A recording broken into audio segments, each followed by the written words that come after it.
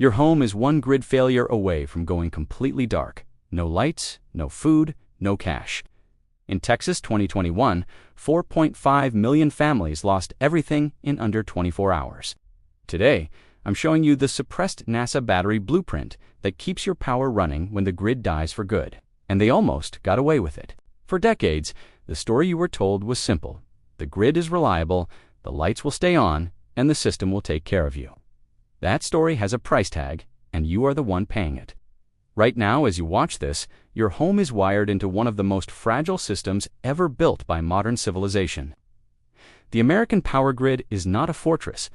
It is a patchwork of aging transformers, exposed transmission lines, and software control systems that were never designed to survive what is coming.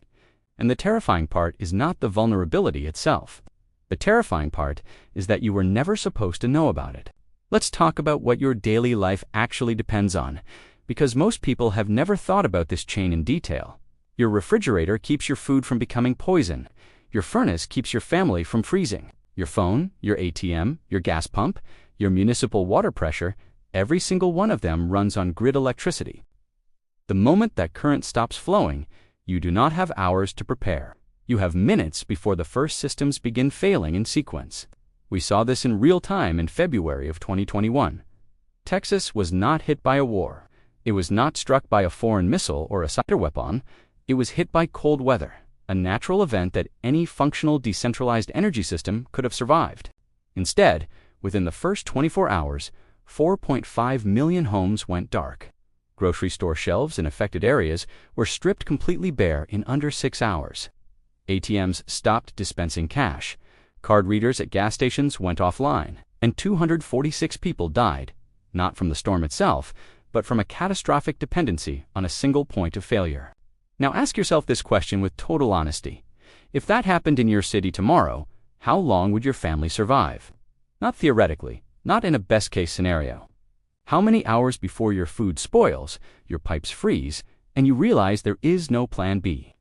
That question is the most important one you will ever sit with, and the answer most people come to is deeply uncomfortable. But the blackout is not even the most dangerous part of what I am going to show you today.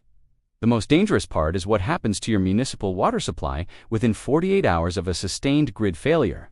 And I will show you the exact $2 household trick to bypass that trap completely in Move 2 of our survival blueprint. First, though, you need to understand who already knew this was coming and what they did about it while you were kept in the dark.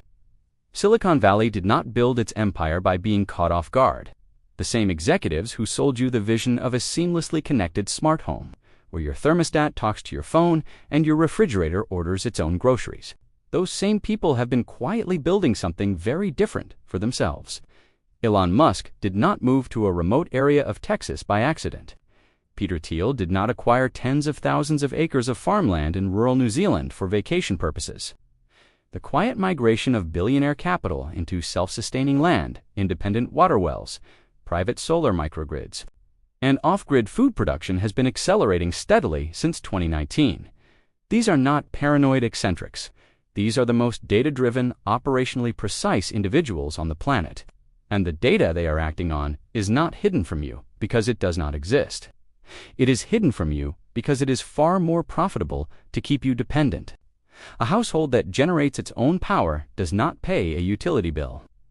A family with a 90-day food reserve does not panic buy at inflated prices during a supply chain disruption.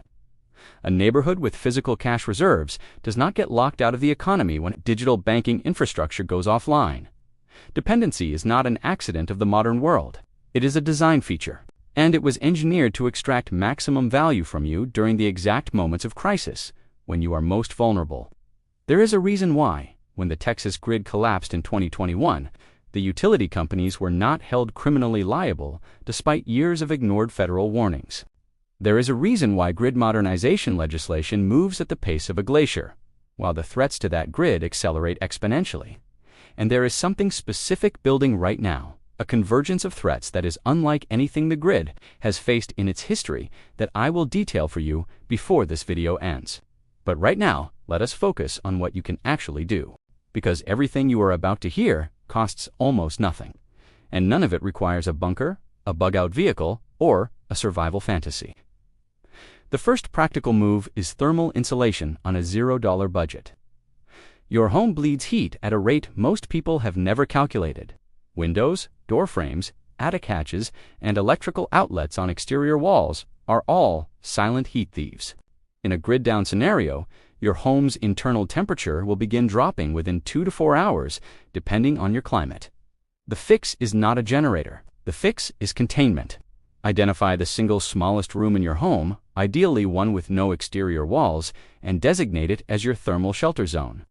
Heavy blankets hung over doorways, rolled towels at the base of every door, and the body heat of your family members concentrated in one room can maintain a survivable temperature for days at no cost whatsoever. This is not a primitive trick. This is the core principle used by Arctic expedition teams and military survival units worldwide. The second move addresses water, because this is where most survival plans completely collapse. When grid power fails for more than 48 hours, municipal water treatment plants lose the ability to maintain pressure and chemical treatment cycles. What comes out of your tap after that point is not guaranteed to be safe. The $2 solution is sodium hypochlorite, standard unscented household bleach. 8 drops per gallon of clear water, 16 drops for cloudy water, 30 minutes of wait time. This is the exact field protocol used by FEMA disaster response teams, the Red Cross, and the United States military in field operations.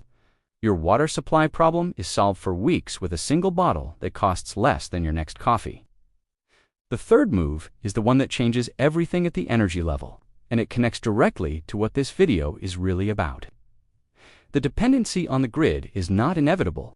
It was created through a slow, deliberate suppression of decentralized energy knowledge that, in some cases, was actively developed, documented, and then buried.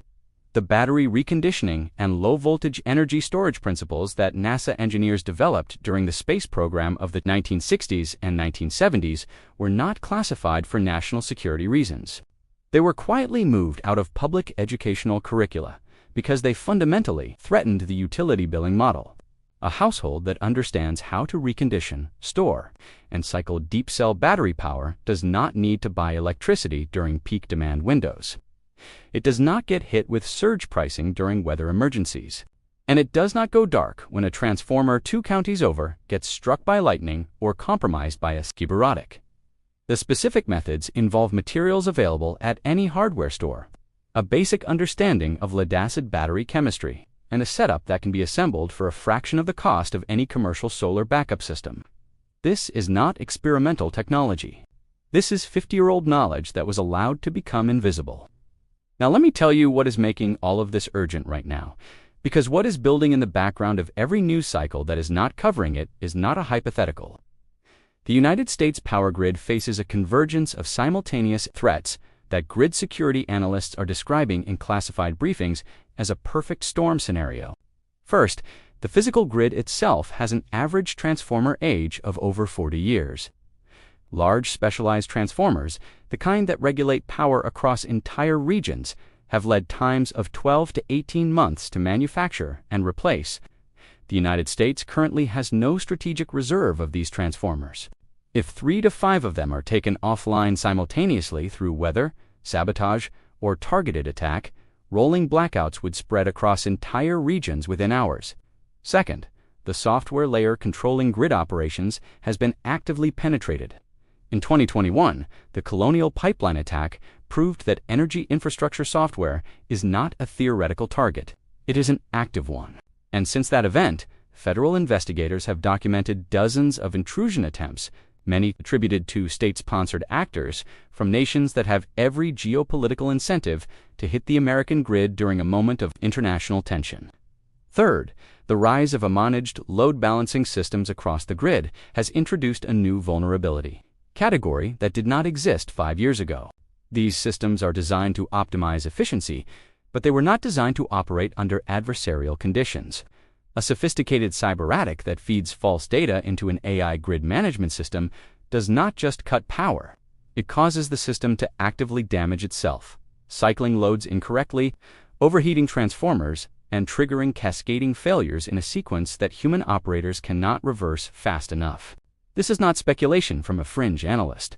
This is the documented threat model outlined in the 2023 National Infrastructure Protection Plan update.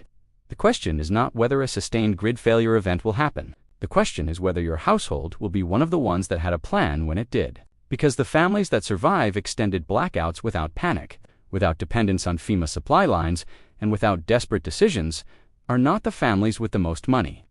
They are the families that spent $20 in 2 weekends building a system that the grid cannot touch. They stored water, they insulated their thermal shelter zone, they learned the battery blueprint. They kept physical cash, small bills, in a fireproof location because digital money is only money when the lights are on. And they did all of it quietly, without announcing it, without waiting for permission, and without trusting that someone else had a plan for them, because no one does. Gold and digital assets mean nothing if you cannot keep your family warm and fed when the grid goes dark. You need a practical, low-cost plan that the system doesn't want you to have. I have linked a short, independent survival presentation that explains this complete blackout protocol right below. To find it, if you are watching on your phone, just tap the title of this video right now. The description box will slide open, and you will see the official blue link at the very top. I will also leave it in the first pinned comment. Click it right now before this information is taken down.